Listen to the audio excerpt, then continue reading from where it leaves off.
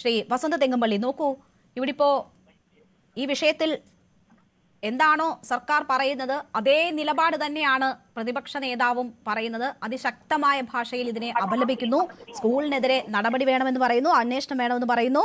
സർക്കാർ ചെലവിൽ കുട്ടികൾക്ക് ഇങ്ങനെ വിഷം കുത്തിവെക്കുന്ന തരത്തിലുള്ള പരിപാടികൾ നടത്തുന്നു, അത് പ്രചരിപ്പിക്കുന്നു, അത് ശരിയല്ല എന്നൊക്കെ പറയുന്നു. പക്ഷേ പ്രതിപക്ഷ നേതാവ് ഇത് പറയുമ്പോൾ പ്രതിപക്ഷ നേതാവിനോട് അങ്ങോട്ട് ചോദ്യങ്ങൾ ഉയരുകയാണ്. എന്താണ് DK ശിവകുമാർ സഭയിൽ ഗണഗീതം പാടിയത്? എന്തുകൊണ്ടാണ് യൂത്ത് കോൺഗ്രസിന്റെ മുൻ വൈസ് പ്രസിഡന്റ് ഇപ്പോൾ ഈ ഗണഗീതത്തെ അനുകൂലിച്ച് രംഗത്ത് വരേണ്ടി വരുന്ന സാഹചര്യം എന്ന ചോദ്യം അങ്ങോട്ട് ഉയരുകയാണ്. അപ്പോൾ ഇതൊക്കെ പ്രോത്സാഹിപ്പിക്കുന്നവരിൽ കോൺഗ്രസിന്റെ വലിയ നേതാക്കളും പ്രവർത്തകരും യുവജനങ്ങളെ നയിക്കുന്നവരും ഒക്കെ ഉൾപ്പെടുന്നുണ്ട് എന്നതാണ് വെളിവാകുന്നത്. അല്ല, അതിൽ വളരെ കൃത്യമായി കേരളത്തിന്റെ പ്രതിപക്ഷ നേതാവ് നിലപാട് പ്രഖ്യാപിച്ചിട്ടുണ്ട്. എന്താണ് അദ്ദേഹം പറഞ്ഞത്? DK ശിവകുമാർ എന്നല്ല, മറ്റാരാണെങ്കിലും ഔദ്യോഗിക ചടങ്ങിലോ അല്ലെങ്കിൽ സർക്കാരിന്റെ പണം ഉപയോഗിച്ച് നടത്തുന്ന പ്രചരണ പരിപാടികളിലോ RSSന്റെ ഗണഗീതം പാടുന്നത് ശരിയല്ല എന്ന് പറഞ്ഞാൽ, സർക്കാരിന്റെ പണം ഉപയോഗിച്ച് സെക്യുലർ മനസാക്ഷി കൂടി കൊടുക്കുന്ന ടാക്സ് പണം ഉപയോഗിച്ച് RSSനെ ഇഷ്ടമില്ലാത്തവർ കൂടി കൊടുക്കുന്ന ടാക്സ് പണം ഉപയോഗിച്ച് നടത്തുന്ന പരിപാടികളിൽ ഒരിടത്തും തന്നെ അത് ഔദ്യോഗിക പരിപാടിയിലല്ലാതെ RSS ഗണഗീതത്തിന്റെ പ്രചാരകരായിക്കോട്ടെ കോൺഗ്രസ് പ്രവർത്തകർ എന്നതാണോ? രേണു 7:30 വരെ ഞാൻ ഇതിനകത്ത് മിണ്ടാതിരിക്കുകയായിരുന്നു. ഇടയ്ക്ക് കയറി വന്ന ജയിക്കിന് അങ്ങ് അവസരം കൊടുത്തു. 2 BJP-ക്കാരെ കൊണ്ട് സംസാരിപ്പിച്ചു. പിന്നെ ഞാൻ സംസാരിക്കാൻ തുടങ്ങുമ്പോ അങ്ങ് ഇടപെടുകയാണെങ്കിൽ അങ്ങ് ഒരു കാര്യം ചെയ്യും, ജയിക്കിനെ കൊണ്ട് സംസാരിപ്പിച്ചോളൂ. 1.5 മണിക്കൂർ ഈ അരമുക്കാൽ മണിക്കൂർ ഞാൻ കാത്തിരുന്നിട്ട് ഇടയ്ക്ക് കയറി വന്നവർക്ക് അവസരവും കൊടുത്തിട്ട് 2 BJP-ക്കാരുടെ വർത്താനം കഴിഞ്ഞിട്ട് ഇനി അങ്ങേക്കും കൂടെ ഞാൻ ഉത്തരം പറയാം. പറഞ്ഞു വരുന്നതിന്റെ ഇടയ്ക്ക് ഇടപെടരുത്, അത് ശരിയല്ല. വസന്ത് പറഞ്ഞ ഔദ്യോഗിക പറയുന്നത് ശരിയല്ല. കോൺഗ്രസ്സുകാർ ഔദ്യോഗിക പരിപാടിയിൽ അല്ലാണ്ട് ജനഗീതം പാടിയാൽ പ്രശ്നമുണ്ട് ഇല്ലേ എന്നാണ് ഞാൻ ചോദിച്ചത്. പറയുന്നതിനനുസരിച്ചല്ലേ സംശയം. നോക്കൂ, ഇവിടെ മറുപടി പറയേണ്ടത് BJP-യുടെയും RSSന്റെയും പ്രവർത്തകരാണ് എന്ന കാര്യത്തിൽ താങ്കൾക്ക് സംശയമില്ല. പിന്നീട് ഇത് അന്വേഷിക്കാൻ ഉത്തരവിട്ടിരിക്കുന്നത് സർക്കാരാണ്. അപ്പോൾ ആ പാർട്ടിയെ പ്രതിനിധീകരിക്കുന്ന വ്യക്തിയോടാണ് രണ്ടാമത് പോകേണ്ടത് എന്ന കാര്യത്തിലും താങ്കൾക്ക് സംശയമുണ്ടെന്ന് എനിക്ക് തോന്നുന്നില്ല. എവിടെ? അല്ല, ഞാനൊരു കാര്യം പറയട്ടെ, രേണു ഒരു കാര്യം പറയട്ടെ. രേണു ആദ്യം എനിക്ക് അവസരം തന്നിരുന്നെങ്കിൽ രേണു ഇടപെടുന്നതിൻ്റെ ഒരു ന്യായമുണ്ട്. 2, ഏറ്റവും അവസാനം എനിക്ക് അവസരം തന്നു. അത് ഞാൻ വന്നതിന് ശേഷം വന്ന ആൾക്ക് അവസരം കൊടുത്തതിന് ശേഷം എനിക്ക് അവസരം തന്നു. 2, രേണു കോൺഗ്രസിനെ ഡിഫൻസിലാക്കുന്ന ചോദ്യം ചോദിച്ചപ്പോൾ അതിന്റെ ഉത്തരം പറഞ്ഞാണ് ഞാൻ തുടങ്ങിയത്. അല്ലാതെ ഈ വിഷയത്തിൽ RSSനെതിരായ വാദം ഉയർത്തിക്കൊണ്ടല്ല ഞാൻ തുടങ്ങിയത്. കോൺഗ്രസിനെ ഡിഫെൻഡ് ചെയ്താണ് തുടങ്ങുന്നത്. അപ്പൊ ഇടപെടരുത്, അത് ശരിയല്ല. 2, വളരെ കൃത്യമായി കേരളത്തിന്റെ പ്രതിപക്ഷ നേതാവും കോൺഗ്രസ് പാർട്ടിയുടെ അഖിലേന്ത്യാ പ്രസിഡന്റും അടക്കം വളരെ കൃത്യമായി ഇക്കാര്യത്തിൽ നിലപാട് പറഞ്ഞിട്ടുണ്ട്. അതാണ് പാർട്ടിയുടെ നിലപാട്. അല്ലാതെ യൂത്ത് കോൺഗ്രസിന്റെ ഏതെങ്കിലും വൈസ് പ്രസിഡന്റോ അല്ലെങ്കിൽ ഏതെങ്കിലും പാർട്ടിയുടെ നേതാക്കളോ പറയുന്നതല്ല. കോൺഗ്രസ് പാർട്ടിയെ സംബന്ധിച്ച് ഈ പാർട്ടിക്ക് കൃത്യമായ നിലപാട് പറയുന്നത് ഈ പാർട്ടിയുടെ PCC അധ്യക്ഷന്മാരും ഈ പാർട്ടിയുടെ CLP Congress parliamentary party leaders, ആ ലീഡേഴ്സും പറയുന്നതാണ് അഭിപ്രായം. അതുകൊണ്ട് വളരെ കൃത്യമാണ് കോൺഗ്രസിന്റെ അഭിപ്രായം. ബഹുമാനപ്പെട്ട കോൺഗ്രസിന്റെ കേരളത്തിലെ CLP leader Shri VD Satheesan പറഞ്ഞതാണ്. അതിനി ആര് പാടിയാലും ശരിയല്ല. 2, അതിൽ ഏറ്റവും പ്രധാനപ്പെട്ട വിഷയം, അത് പാടേണ്ടവർ സ്വകാര്യ ചടങ്ങുകളിൽ പാടട്ടെ. അത് കോൺഗ്രസുകാർ പാടരുത് എന്ന് തന്നെയാണ് ഞങ്ങളുടെ നിലപാട്.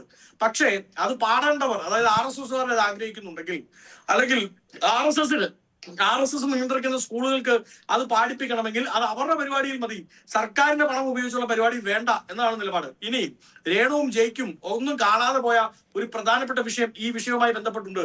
എന്താണത്? ഈ ഗണഗീതം പാടിപ്പിച്ച് എക്സ് അക്കൗണ്ടിൽ പോസ്റ്റ് ചെയ്തതിന്റെ 2 ദിവസം മുമ്പാണ് ഉത്തർപ്രദേശിൽ നിന്നുള്ള BJP-യുടെ MP വിശ്വേശ്വര കഗേരി. ആരാണ് വിശ്വേശ്വര കഗേരി? അവിടുത്തെ സ്പീക്കറായിരുന്നു, ഉത്തർപ്രദേശിലെ ഉത്തരാഖണ്ഡിലെ സ്പീക്കറായിരുന്നു. അദ്ദേഹം ഇപ്പോൾ BJP-യുടെ MP ആണ്. അദ്ദേഹം 2 ദിവസം മുമ്പാണ് ആവശ്യപ്പെടുന്നത് ഈ വന്ദേ മാതരം അടക്കമുള്ള പാട്ടുകൾ എടുത്തു മാറ്റണം. അത് എടുത്തു മാറ്റിയിട്ട് എന്ത് ചെയ്യണം? ഈ RSSന്റെ ഗണഗീതം ദേശീയ ഗാനമായി പ്രഖ്യാപിക്കണം. ദേശീയ ഗാനമായ വളരെ കൃത്യമായി അനുവർത്തിച്ചു പോകുന്ന സ്വാതന്ത്ര്യ സമരത്തിന്റെ ചൂടും ചൂരുമുള്ള ദേശീയഗാനം, ആ ദേശീയഗാനം എടുത്തു മാറ്റി RSS ഗണഗീതത്തെ എന്തു ചെയ്യണം? ദേശീയഗാനമാകണം എന്ന് പ്രഖ്യാപിച്ചത് 2 ദിവസം മുമ്പാണ്. ആ 2 ദിവസങ്ങൾക്കൊപ്പുറം മിനിഞ്ഞാന്നാണ് ഇതാ നോക്കൂ, BJP-യുടെ ദേശീയ വക്താവായിട്ടുള്ള CR കേശവൻ പറയുകയാണ്, ഈ പറയുന്ന ടാഗോർ നമുക്ക് തന്നിരിക്കുന്ന ഒരു ദേശീയ ഗാനമുണ്ടല്ലോ, ആ ദേശീയ ഗാനം ബ്രിട്ടീഷുകാരെ അനുനയിപ്പിക്കാൻ വേണ്ടി, അവരെ സ്വാഗതം ചെയ്യാൻ വേണ്ടി ഉണ്ടാക്കിയതാണ്. അതുകൊണ്ട് തന്നെ ആ ദേശീയഗാനം എടുത്തു മാറ്റണം എന്ന് പറഞ്ഞതിന്റെ 3-ാമത്തെ ദിവസമാണ് രേണു ഇത്തരത്തിൽ BJPയുടെ ദേശീയ നേതൃത്വം ഈ വിഷയം ഉയർത്തിക്കൊണ്ട് വന്നതിന്റെ 3-ാമത്തെ ദിവസമാണ് ഇങ്ങ് കേരളത്തിൽ ആ വിഷയത്തിന് ചൂട് പിടിപ്പിക്കുന്ന രീതിയിൽ, ആ വാദത്തിന് ശക്തി പകരുന്ന രീതിയിൽ എന്തു ചെയ്യുന്നത്?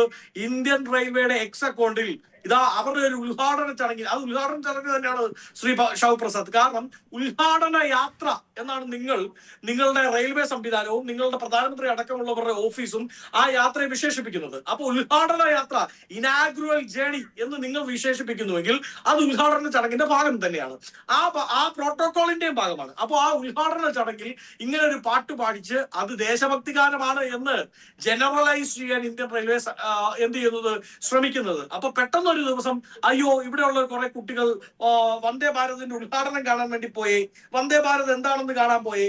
അവിടെ ചെന്നപ്പോഴത്തേക്ക് അവർ വന്ദേ ഭാരതിൽ കയറിയപ്പോ ആരോ ഒരാൾ പാട്ട് പാടാമോ എന്ന് ചോദിച്ചേ, പാട്ട് പാടിയാൽ മിഠായി മേടിച്ചു തരാമെന്ന് പറഞ്ഞേ. അത് കേട്ട ഉടനെ കുട്ടികൾ കഴിഞ്ഞ ദിവസം പാടി പഠിച്ചൊരു പാട്ടങ്ങ് പാടിയേ എന്ന് പറഞ്ഞാൽ അംഗീകരിക്കാൻ പറ്റില്ല.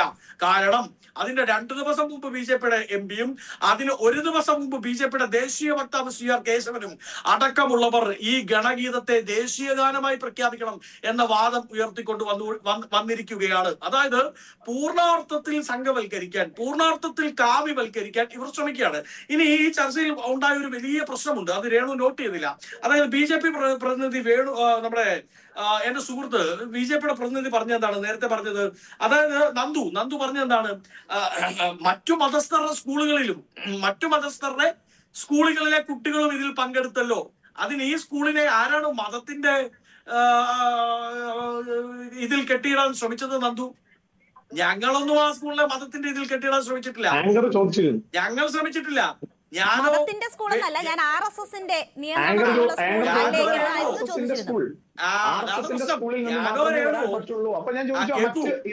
ഇതര മറ്റ് സ്ഥലങ്ങളിൽ നിന്നുള്ള ഇതര മതം എന്നാണ് നന്ദു പറഞ്ഞത്. നന്ദു, ഞങ്ങളാരും റെക്കോർഡ് ഉണ്ടല്ലോ, എടുത്ത് കേട്ടു നോക്കൂ. ഞാൻ ആ അർത്ഥത്തിലാ പറഞ്ഞത്. അല്ലല്ല, അങ്ങ് ഇതര മതം എന്ന് തന്നെയാണ് പറഞ്ഞത്. അങ്ങ് റെക്കോർഡ് എടുത്ത് ഞാനോ രേണുവോ ഈ രാജ്യത്തെ ബഹുഭൂരിപക്ഷം വരുന്ന ഹിന്ദു സമൂഹമോ RSSനെ ഹിന്ദുക്കളുടെ ഒരു അട്ടിപ്പേറവകാശം ഒന്നും എഴുതി തന്നിട്ടില്ല. ഹിന്ദുക്കളെ മുഴുവൻ അങ്ങ് റെപ്രസെന്റ് ചെയ്യുന്നത് നിങ്ങളാണ് എന്നുള്ള നിങ്ങളുടെ ആ ജനറലൈസിംഗ് ഉണ്ടല്ലോ, അത് വേണ്ട, അത് കയ്യിൽ വെച്ചാൽ മതി. അതുകൊണ്ട് ആ പരിപാടിയായിട്ട് നിങ്ങൾ ഇറങ്ങണ്ട എന്നത് വളരെ കൃത്യമായി പറയാൻ ഞങ്ങൾ ആഗ്രഹിക്കുകയാണ്.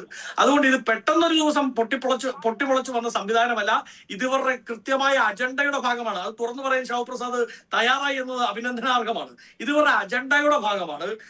ദേശഭക്തഗാനം മുതൽ ദേശീയ പതാകയെ വരെ കാവ്യവൽക്കരിക്കാൻ, ഹിന്ദുവൽക്കരിക്കാനല്ല കാവ്യവൽക്കരിക്കാൻ, അതിനെ RSS വൽക്കരിക്കാൻ, സംഘവൽക്കരിക്കാൻ, സ്പെഷ്യലി നോട്ടഡ് സംഘവൽക്കരിക്കാൻ, ഹിന്ദുവൽക്കരിക്കാനല്ല സംഘവൽക്കരിക്കാൻ ഇവർ തയ്യാറാവുകയാണ്. അതുകൊണ്ടാണ് ഇവർക്ക് എങ്ങനെയാണ് ഇപ്പൊ ഈ ഗണഗീതത്തിൽ അദ്ദേഹം നേരത്തെ പറയുന്നത് കേട്ടു, ശ്രീനാരായണ ഗുരുവിനെ ഞങ്ങൾ അക്സെപ്റ്റ് ചെയ്യുന്നു. എങ്ങനെയാണ് മനുസ്മൃതിക്ക് ശ്രീനാരായണ ഗുരുവുമായി ചേർന്നു പോകാൻ പറ്റുന്നത്? എങ്ങനെയാണ് പറ്റുക? മനുസ്മൃതി അംഗീകരിക്കണമെന്ന് പറയുന്നവർക്ക് എങ്ങനെയാണ് ഗുരുദേവനെ അക്സെപ്റ്റ് ചെയ്യാൻ പറ്റുക? എങ്ങനെയാണ് ചട്ടമ്പി സ്വാമിയെയും അയ്യങ്കാളിയും അക്സെപ്റ്റ് ചെയ്യാൻ പറ്റുക? അപ്പോ നിങ്ങൾ പറയുകയാണ് ഞങ്ങൾ ഇതാ ഹിന്ദുക്കളുടെ മുഴുവൻ അട്ടിപ്പേറവകാശം ഏറ്റെടുക്കുന്നവരാണേ എന്ന് പറഞ്ഞുകൊണ്ട് ഇറങ്ങി പുറപ്പെടാൻ ശ്രമിച്ചാൽ അതിനെ ചോദ്യം ചെയ്യും, അതിനെതിരായി സമരരംഗത്തുണ്ടാവും, അതിനെതിരെ നിയമപരമായ പോരാട്ടവുമായി കോൺഗ്രസ് ഉണ്ടാവും. ശരി, ശ്രീ നന്ദു നോക്കൂ,